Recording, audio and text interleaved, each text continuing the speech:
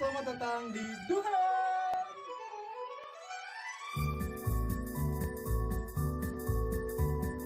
Masuki dunia fantasi, dunia ajaib yang mempesona, dunia seperti penuh atraksi, rekreasi untuk keluarga. Hai, assalamualaikum teman-teman semuanya. Terima kasih kamu sudah kembali lagi di channel ini.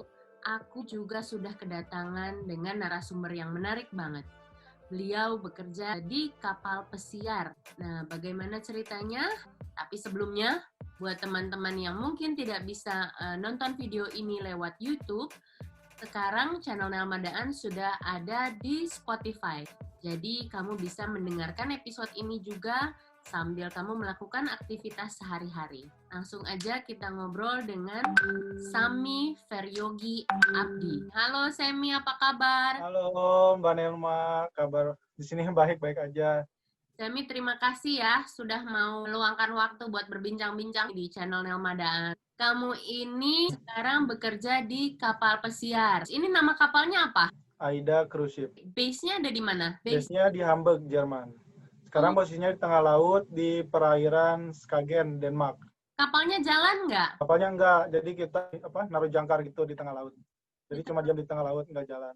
Ada passenger? Enggak ada, semua kru doang. Selama pandemi kapalnya di laut terus. Kita kan udah melalui 2 tes swab tuh dan semuanya negatif. Jadi kita menghindari kontak sama daratan gitu, jadi kita nggak boleh bersandar dulu sampai keadaan membaik. Kabarnya sih bulan Oktober kita udah dibolehin buat bawa lagi penumpang. Awalnya kamu gimana bisa bekerja di kapal pesiar ini? Setelah lulus perhotelan, saya coba ngelamar ke hotel-hotel masih di daerah Jakarta, terus Bandung gitu. Punya kenalan gitu.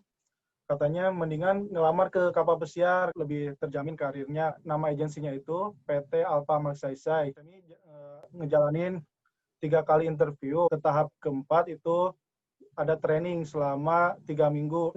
Kalau AIDA sendiri itu ada sekitar 12 kapal. Yang base-nya itu ada yang di Hamburg, terus ada yang di Singapura, di US juga. Nah, kebetulan waktu kontrak pertama itu Semi join di Spain, di Tenerife. Proses awal untuk diterima di cruise ini ternyata juga cukup panjang ya, gitu. Jadi nggak hanya sekedar lulusan dari sekolah, dari perhotelan, kamu bisa apply di kapal pesiar. Iya, ketat lah. Bedanya kerja di darat dan di laut apa? Kerja di darat sama di kapal itu beda.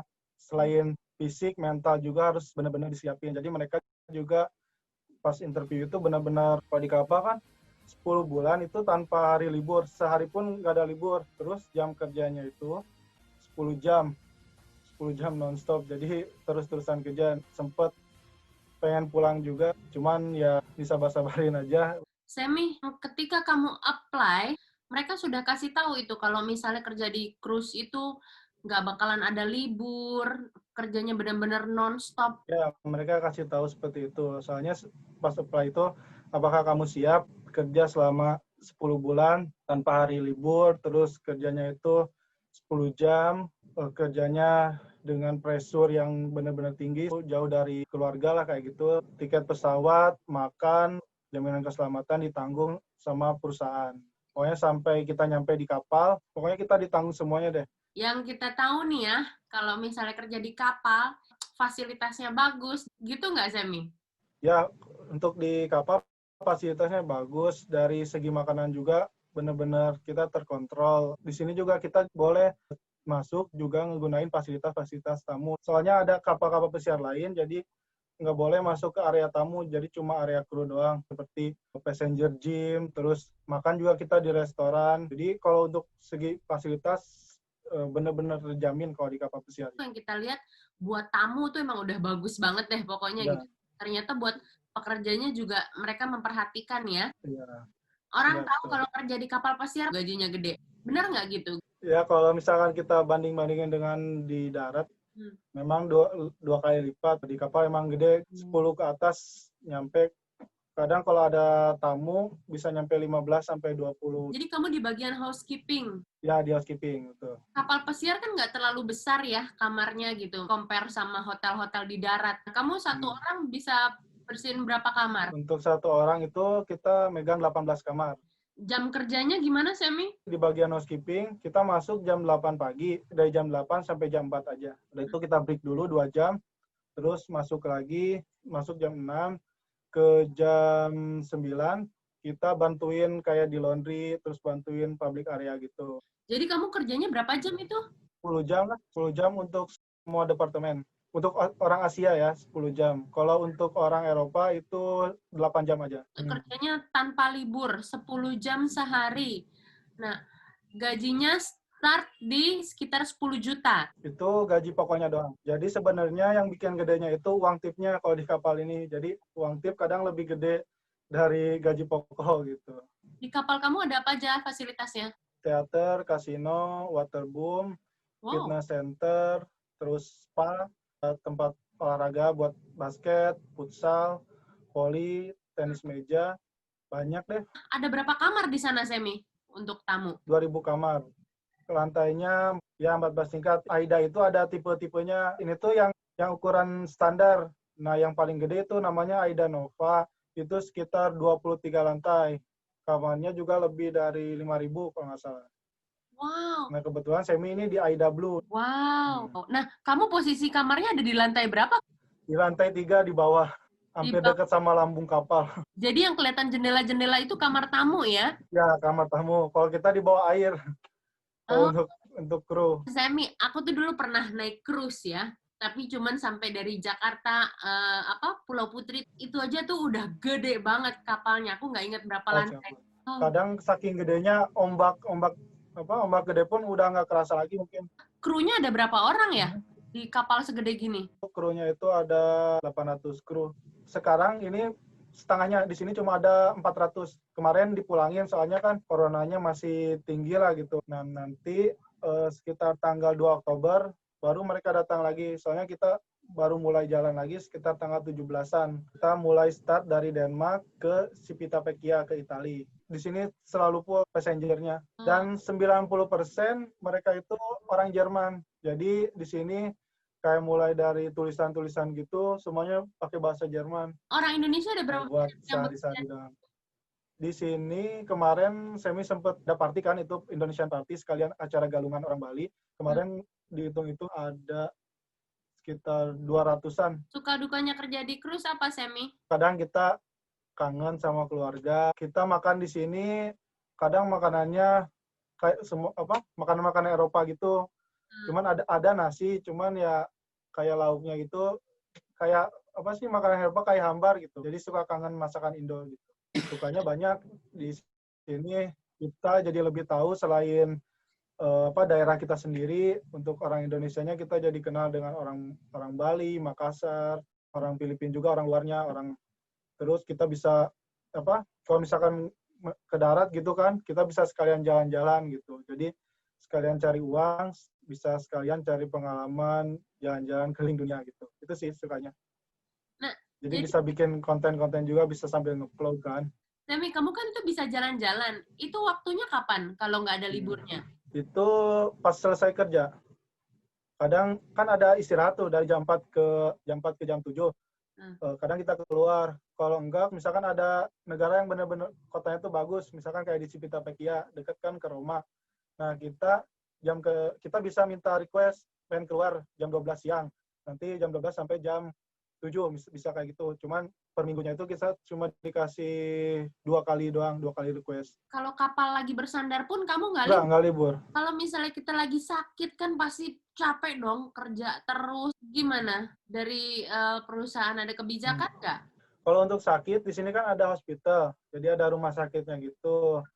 Jadi kalau misalnya sakit ya kita sakit, kita nggak kerja. Malah nggak boleh kalau sakit. Kalau yang sakit takutnya nular kan. Jadi kita diliburin kalau sakit sampai sembuh. Gitu. Ada rumah sakitnya juga. Di kapal itu ada rumah sakit, bukan klinik ya? Ya, ada rumah sakitnya. Nah, Dokternya bener-beneran dokter, susternya ada juga. Gitu. Untuk dirawat inapnya aja. Kalau untuk operasi, kadang kita pakai rumah sakit luar. Jadi, kalau misalkan bener-bener darurat nih, kapal udah jalan mau menuju ke negara lain, otomatis kita kadang balik lagi. Apalagi kalau di kapal kan, mayoritas tamunya itu udah lansia. Lansia kan banyak yang sakit gitu, yang pakai kursi roda. Gitu. pernah ada kejadian nggak di mana kapal lagi berlayar tiba-tiba harus putar balik atau dijemput sama air ambulans? Biasanya kalau misalkan nggak terlalu jauh, kita putar balik. Cuman kalau misalkan udah benar-benar jauh, paling kita pakai air ambulan gitu, pakai helikopter. Jadi ada helipad-nya juga di sana? Ya, ada helipadnya. Di lantai paling atas itu ada helipad. Ada yang pernah maaf meninggal juga di kapal ya? Bukan sering di sini. Jadi kalau orang Eropa gitu kayak dia tuh kayak ngehabisin sisa hidupnya itu buat keliling dunia gitu kayak gitu. Walaupun mereka udah pakai kursi roda, udah nggak bisa jalan, mereka tetap ikut cruise kita gitu, ikut jalan. Banyak yang meninggal. Biasanya kalau ada yang meninggal gitu, terus sudah itu kita nelpon kontak ke perairan terdekat. Nah dari situ kalau misalkan kita bisa memungkinkan kita putar balik mendarat, kita nganterin si mayat itu. Kalau nggak bisa, paling diangkut pakai helikopter. Mau tahu dong kalau mau jadi penumpang di situ bayarnya berapa itu? Per malam 370 euro. Kamar paling standar, jadi nggak ada balkoninya. Jendela bulat pun nggak ada sama sekali. Dia nggak ada jendela sama sekali kalau untuk yang standar. Semua tamu yang ikut di kapal ini boleh menggunakan semua fasilitasnya dong ya? Tergantung sih, jadi tergantung tamu kan ada tipe-tipenya, jadi ada yang silver, ada yang bronze, ada yang gold, tergantung mereka pilih paketnya gitu. Kru boleh pakai fasilitas-fasilitas seperti tamu, tapi kalau nggak ada tamu? Kalau nggak ada tamu, kalau pas misalkan kalau bersandar kan, tamu keluar semua, baru kita boleh pakai. Pas ada tamu nggak boleh. Pernah ada selebriti nggak yang ke situ? Paling artis-artis Jerman. Pengalaman yang paling berkesan selama kamu kerja di kapal pesiar? Ikutan lomba teater. Waktu itu di sini ngadain kayak festival seni itu. Jadi satu kapal, semua kru menang. Terus kalau di sini kan kalau ada acara apa-apa, kita ditayangin di TV. Jadi kita bisa nonton lagi siaran ulangnya di TV. Jadi kita kayak udah pernah masuk TV deh gitu. Tapi TV kapal. Sekarang lagi COVID kayak gini, jadi keadaan di kapal sekarang kosong, nggak ada passenger. Tapi kamu tetap bekerja 10 jam, nggak ada libur. Sekarang kerjanya cuma 8 jam. Kita tetap cleaning, soalnya kayak karpet kayak gitu kan, itu harus divakum tiap hari. Terus kayak debu kan, debu didiamin sehari aja, dia udah balik lagi. Kayak kebanyakan kita training, soalnya standarnya kan dirubah lagi.